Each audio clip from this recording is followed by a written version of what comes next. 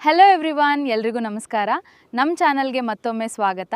ಇವತ್ತು ನಮ್ಮ ಮಹಾರಾಷ್ಟ್ರ ರೋಡ್ ಟ್ರಿಪ್ನ ಅನುಭವನ ನಿಮ್ಮ ಜೊತೆ ಶೇರ್ ಮಾಡ್ತಿದ್ದೀನಿ. ಪ್ಲ್ಯಾನ್ ಮಾಡಿದ್ದು 10 ದಿನದ ಟ್ರಿಪ್ಪು, ಆದರೆ ಆಯಿತು ಬರೀ 5-6 ದಿನದ್ದು. ಯಾಕೆ ಅಂತೀರಾ? ವಿಡಿಯೋ ಕೊನೆವರೆಗೂ ನೋಡಿ ಗೊತ್ತಾಗ್ತದೆ. ದೇವಸ್ಥಾನ, ಇತಿಹಾಸ, ಅದ್ರ ಜೊತೆಗೆ ಒಂದು ಪುಟ್ಟ ಟ್ವಿಸ್ಟ್ ಎಲ್ಲವೂ ಇತ್ತು ಈ ಟ್ರಿಪ್ನಲ್ಲಿ. ನಾವು ಬೆಂಗಳೂರಿಂದ ಬೆಳಿಗ್ಗೆನೆ ಹೊರಟಿದ್ವಿ. ಈ ಟ್ರಿಪ್ನಲ್ಲಿ ನಾವು ನಮ್ಮ ಬಲಿನೋ ಝೀಟಾ ಕಾರಲ್ಲೇ ಸುತ್ತಿದ್ದು.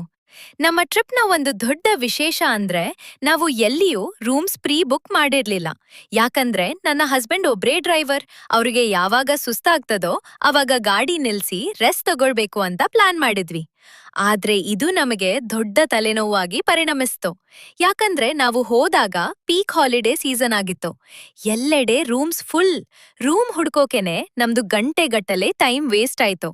ಅದೂ ಅಲ್ಲದೆ ಬೆಲೆ ಕೂಡ ತುಂಬಾನೇ ಜಾಸ್ತಿ ಇತ್ತು.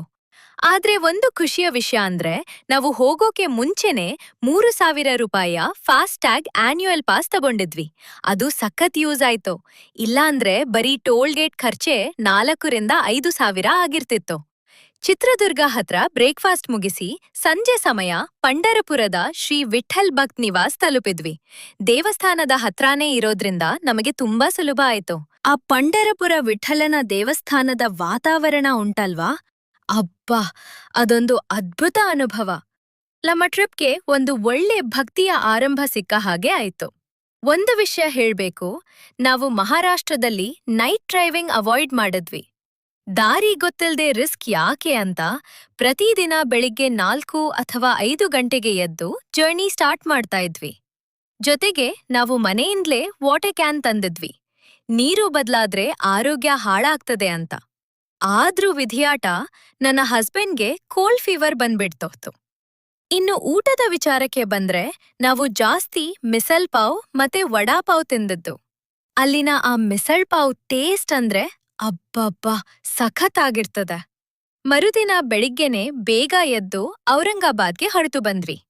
ಔರಂಗಾಬಾದ್ನಲ್ಲಿ ಸಿದ್ಧಾರ್ಥ್ ಗಾರ್ಡನ್ ಹತ್ರ ಸ್ಟೇ ಮಾಡಿ ಬೀಬಿ ಕಾ ಮಕ್ಬರ ಮತ್ತೆ ಸ್ಲೀಪಿಂಗ್ ಬುದ್ಧ ಸ್ಟ್ಯಾಚ್ಯೂ ನೋಡಿ ಖುಷಿ ಪಟ್ವಿ. ಅದರ ಮರುದಿನ ಮಾತ್ರ ಸಖತ್ ಇಂಟ್ರೆಸ್ಟಿಂಗ್ ಆಗಿತ್ತು. ಮೊದಲು ಕೃಷ್ಣೇಶ್ವರ್ ಜ್ಯೋತಿರ್ಲಿಂಗಕ್ಕೆ ಹೋಗಿ ದರ್ಶನ ಪಡ್ಕೊಂಡ್ವಿ. ಅಲ್ಲಿನ ಆ ಪಾಸಿಟಿವ್ ಎನರ್ಜಿನೇ ಬೇರೆ. ಅಲ್ಲಿಂದ ನೇರ್ ಎಲ್ಲೋರಾ ಕೇವ್ಸ್. ಆ ಕಲ್ಲುಗಳಲ್ಲೇ ಕೆತ್ತಿದ ಕಲಾಕೃತಿಗಳನ್ನ ನೋಡ್ತಾ ಇದ್ರೆ ಇದೆಲ್ಲ ಆ ಕಾಲದಲ್ಲಿ ಹೆಂಗೆ ಮಾಡಿದ್ರಪ್ಪ ಅಂತ ಆಶ್ಚರ್ಯ ಆಗ್ತದ. ಇದನ್ನೆಲ್ಲ ಮುಗಿಸಿ ನೆಕ್ಸ್ಟ್ ಡೇ ಬೆಳಿಗ್ಗೆ ಕರೆಕ್ಟ್ 7:30 ಆಗ್ತಾ ಇದ್ದ ಹಾಗೆ ನಾವು ಶಿರಡಿ ಸಾಯಿಬಾಬಾ ದೇವಸ್ಥಾನದಲ್ಲಿ ಇದ್ವಿ. ಸಾಯಿಬಾಬಾ ದರ್ಶನ ಆಗಿ ಶನಿ ಶಿಂಗ್ನಾಪುರಕ್ಕೆ ಹೋದ್ವಿ. ಅಲ್ಲಿಂದ ಪುಣೆಗೆ ದಾರಿ ಮಧ್ಯೆ ಒಂದು ಮಾಲ್ಗೆ ಕೂಡ ವಿಸಿಟ್ ಹಾಕಿದ್ವಿ. ಪುಣೆಯಲ್ಲಿ ದಗಡುಶೇಟ್ ಗಣಪತಿ ದರ್ಶನ ಮಾಡಿದ್ದು ತುಂಬಾ ಪುಣ್ಯದ ಕೆಲ್ಸ. ಅಲ್ಲಿನ ವಡಾಪಾವ್ ತಿಂದು ಶನಿವಾರ ವಾಡ ಹೊರಗಡೆಯಿಂದ ನೋಡಿದ್ವಿ. ಹಸ್ಬೆಂಡ್ಗೆ ಹುಷಾರಿಲ್ದ ಕಾರಣ ಲಾಲ್ ಮಹಲ್, ಆಗಾ ಖಾನ್ ಪ್ಯಾಲೇಸ್ ಎಲ್ಲಾ ನೋಡೋಕೆ ಆಗ್ಲಿಲ್ಲ. ಆದ್ರೆ ಅವರ ಧೈರ್ಯ ಮೆಚ್ಲೇಬೇಕು. ಜ್ವರ ಇದ್ರೂ ಅಷ್ಟು ದೂರ ಗಾಡಿ ಡ್ರೈವ್ ಮಾಡಿದ್ರು. ಪುಣೆಯಿಂದ ಬದಾಮಿ ಹತ್ರ ಬಂದ್ವಿ. ಸಿಟಿಯಿಂದ 5-6 ಕಿಲೋಮೀಟರ್ ದೂರದಲ್ಲಿದ್ದ ಹೋಟೆಲ್ನಲ್ಲಿ ಸ್ಟೇ ಮಾಡಿದ್ವಿ. ಮರುದಿನ ಬದಾಮಿ ಕೇವ್ಸ್, ಪಟ್ಟದಕಲ್ಲು, ಐಹೊಳೆ ನೋಡಿ ಸೀದಾ ಬೆಂಗಳೂರು ಮನೆಗೆ ಬಂದು ಸೇರಿದ್ವಿ.